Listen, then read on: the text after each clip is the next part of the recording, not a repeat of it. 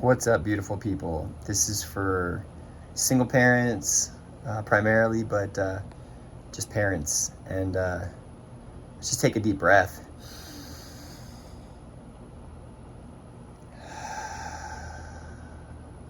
Try to do a 6-second inhale and 6-second exhale. Something that I caught from the book Breathe, which is really amazing. But this message being for single parents in the sense of, I'm going to speak directly to single parents, including myself, which I'm looking at, is if you don't take the time for yourself, you're not going to be able to show up in the way that your children need you to show up in that moment, because they need you to show up in a different way in so many different moments.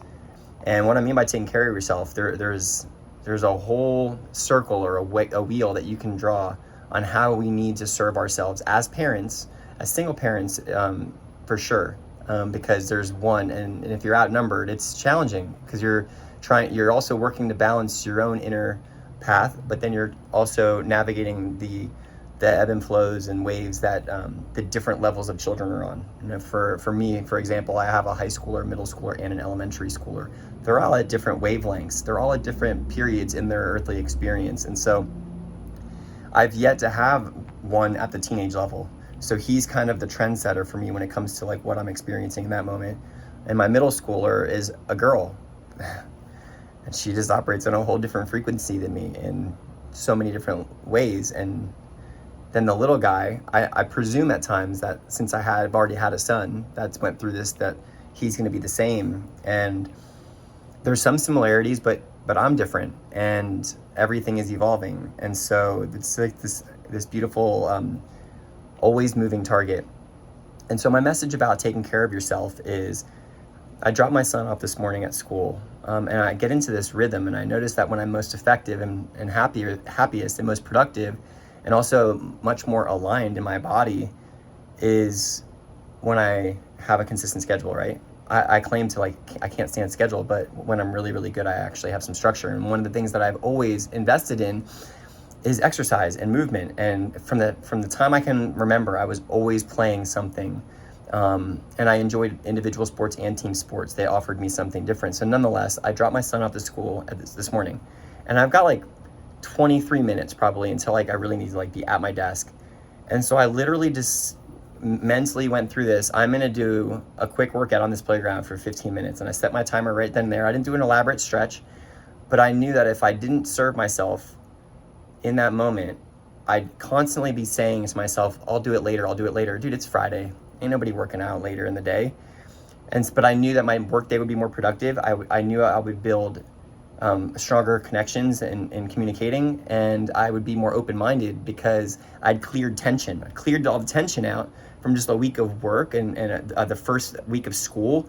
And it's just like this interesting peak and valley. You know, you build up to Friday. If you work like a normal schedule, you work up to that Friday, and then you can kind of chill for a couple days and get recharged. And so nonetheless, I did that 15-minute workout, and it served me. I've noticed myself in a happier mood. I've been responding a lot softer. I'm not being so reactive, and I'm so much more willing to listen to them, to be a true active listener. And like I said, for me, I've been pretty good at that. Same thing with nutrition. I keep it pretty simple. I have a smoothie every single day, every morning, and I don't really eat solid foods until closer to lunchtime. But my smoothie has enough nutrition that could last me the entire day, from fruits and vegetables, nuts, grains, nut butters, organic protein or eggs or whatever. So my point is, and that just might buy me, as a single parent or as a parent, that might just buy me that extra second. That whole 15-minute workout might buy me an extra minute or two to be a little bit more present, to be a little bit better listener, to be a little bit less reactive. Because what I ultimately want as a parent is I want my kids to live their path, live their truth, which isn't mine. I don't want to get in the way that much. I want them to know that I'm there all the time until the day I'm not breathing, and I'll still be there in a different way, right? But my point is, I always want them to know that I'm there. But if I'm not serving myself, they're only getting they're only getting like a modified version of me. They're getting more of like a parent, you know, like someone that's like guiding you and telling you what to do versus surrendering and sitting down. And this is the difference. Sitting and playing with your kid on the floor with no agenda is much more valuable, because what happens, I've noticed that it doesn't happen that much anymore, is you look at them in the eyes. You capture the essence of what it is like to be a parent and have a child looking at you. But if we're, as adults, so monkey-brained that we can't focus and we can't find those moments, we find ourselves, at least I find myself inefficiently being a parent and trying to fill those presence gaps, those time gaps, with either material things or fancy things. And nonetheless, it circles back to me. If I'm not serving myself, I can see my body physically start to erode. And I've been back in the United States for 3 years now. And people aren't living healthy. They're not eating healthy.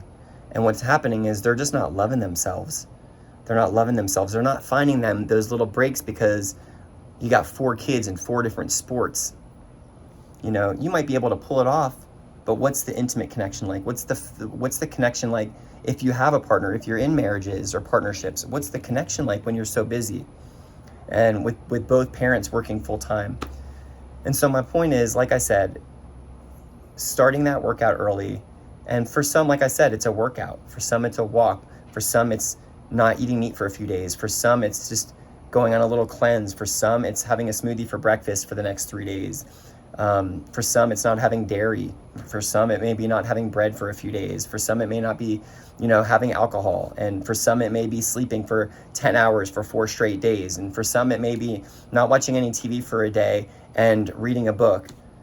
And the list goes on and on and on. And so this is what happens to me. This is how I'm able to survive, because my mind will go through those different reasons to continue and persist versus the excuses that will prevent me from connecting eyeball to eyeball with somebody. So maybe this message reaches you, and maybe you're able to take something from that, because I feel like part of us serving ourselves is to express ourselves in the way that we were gifted to express ourselves. And for me, what's always felt so aligned for me is to help someone that's here and help them get to there, when you can feel that getting right here is already within them. It's just a matter of listening and holding space enough so you can help that person facilitate the solutions that they already have within themselves. They just needed someone to kind of let it circulate and permeate a little bit. And so then you just hold up the mirror and redirect, and then it happens. And so that's always lit me up, is the ability to help someone move, help someone evolve.